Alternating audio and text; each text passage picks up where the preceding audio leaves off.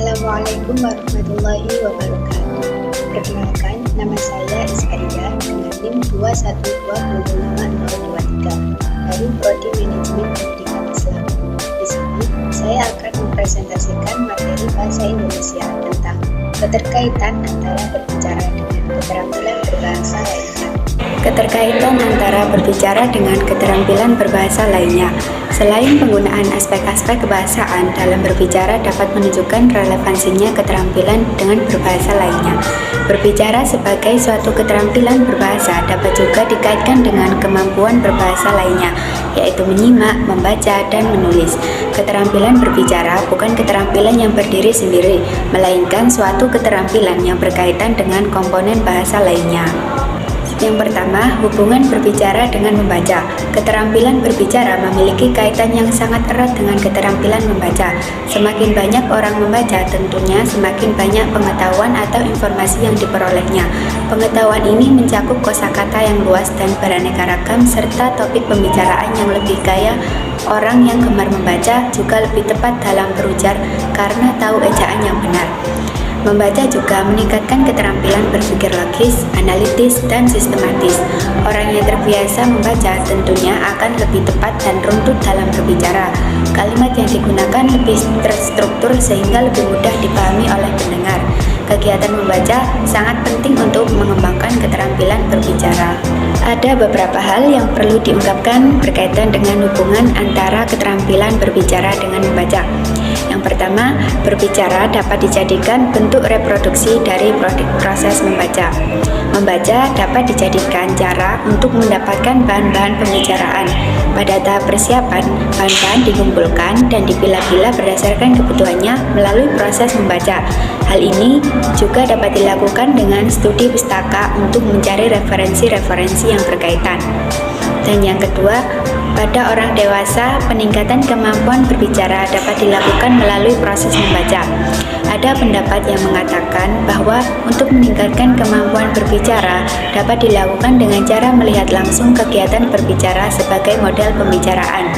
Cara ini merupakan cara yang efektif karena manusia cenderung bersifat imitatif atau meniru, sehingga sebuah objek akan lebih membekas dalam benaknya melalui proses melihatnya langsung daripada melalui membaca.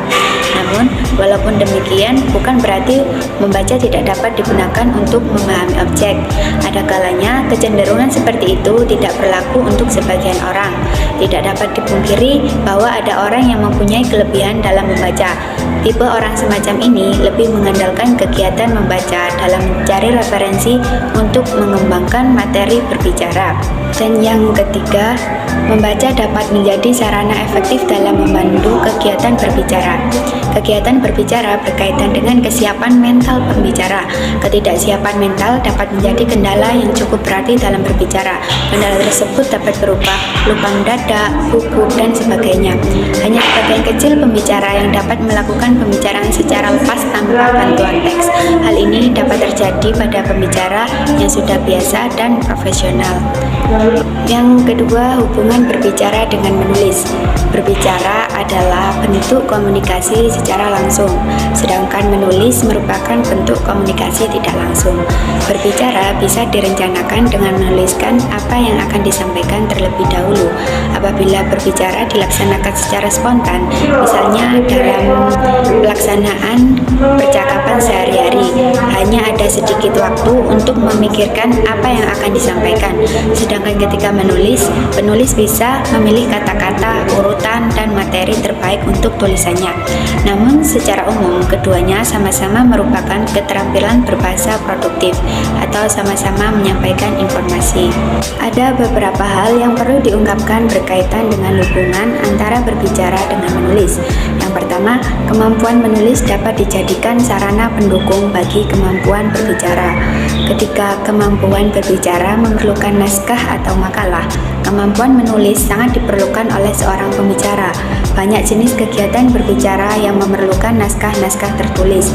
Sudah menjadi kelaziman apabila seorang pembicara dalam sebuah seminar selalu diminta untuk menulis makalah. Begitupun untuk pembicara dalam kegiatan berpidato atau ceramah ilmiah. selalu diminta terdahulu naskah pidato atau ceramahnya. Penulisan makalah atau naskah lainnya sebagai kelengkapan berbicara harus ditulis sesuai dengan kaidah-kaidah penulisan ilmiah. Disinilah penulis dituntut untuk memahami pula kaidah-kaidah penulisan. Dan yang kedua, menulis sangat diperlukan dalam kegiatan berbicara dialog. Kegiatan berbicara yang bersifat dialog, misalnya wawancara, dan syarat dengan berkesinambungan pesan dan respon. Seorang pewawancara memberikan pesan kepada pihak yang diwawancarai. Sebaliknya, orang yang diwawancarai memberikan respon kepada pewawancara. Satu hal yang harus menjadi pegangan bagi kedua pihak, bahan respon yang diberikan harus sesuai dengan pesan yang disampaikan. Pertanyaan yang disampaikan pewawancara harus dijawab dengan jelas dan lengkap sesuai dengan yang diharapkan dalam pertanyaan tersebut. Selanjutnya, kegiatan berbicara mempunyai tahapan-tahapan tertentu, dari mulai persiapan sampai pada pelaksanaan, bahkan kalau kemungkinan sampai pada tahap evaluasi.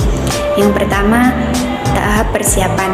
Pada tahap persiapan ini, ada beberapa hal yang dapat dilakukan oleh seorang pembicara, yaitu penentuan topik, penentuan tujuan, pengumpulan referensi, penyusunan kerangka, dan yang terakhir yaitu berlatih. Yang kedua, pelaksanaan kegiatan berbicara. Pelaksanaan kegiatan berbicara dapat dilakukan melalui beberapa tahapan, yaitu yang pertama pembuka, pembahasan pokok, dan terakhir penutup. Dan yang ketiga adalah evaluasi. Ada kalanya evaluasi perlu dilakukan untuk mendapatkan masukan tentang kegiatan berbicara yang telah dilakukan seseorang pembicara. Dengan masukan tersebut, seorang pembicara dapat menentukan kualitas pembicaraannya. Sesuatu yang masih kurang dapat segera diperbaiki, sedangkan yang sudah bagus harus dipertahankan kualitasnya, bahkan kalau mungkin lebih diperbagus lagi. Baik, mungkin itu presentasi yang dapat saya sampaikan. Kurang lebihnya saya mohon maaf. Wassalamualaikum warahmatullahi wabarakatuh.